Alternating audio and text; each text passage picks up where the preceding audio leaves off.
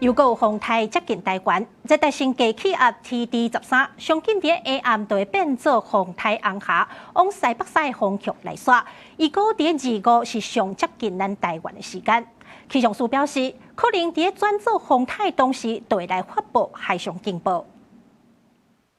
23透早，北部日頭赤焱焱，太平洋高壓搭佇咧各地，呈現典型熱浪天氣形態。不止個刷落來，有熱帶性低氣壓 TD13，有機會佇咧今仔日暗時到明仔載透早這段時間，將做風台紅霞，而且接近台灣，更有發布海上警報的可能性。接觸到這個海域的前24小時，也就是說今天晚上深夜到明天清晨這段時間，就有機會發布海上颱風警報。到清晨這段時間才生成為颱風的時候，可能會是在這個時候生成颱風的時候就會。同時發布海上颱風警報。氣象署預估，這個熱帶性低氣壓目前佇咧菲律賓東邊的海面，會往西北西刷振動。24暗時會到巴士海峽，25是會豆豆啊探過台灣西南方的海面，佇咧這個時間上挖進台灣，一直到26會去中國。也讓雨勢影響，位置是開始東南風變強，規個東北部、華東地區、恆春半島降雨會愈來愈明顯。25的半暝到透早是花蓮台東落雨上明顯的時陣。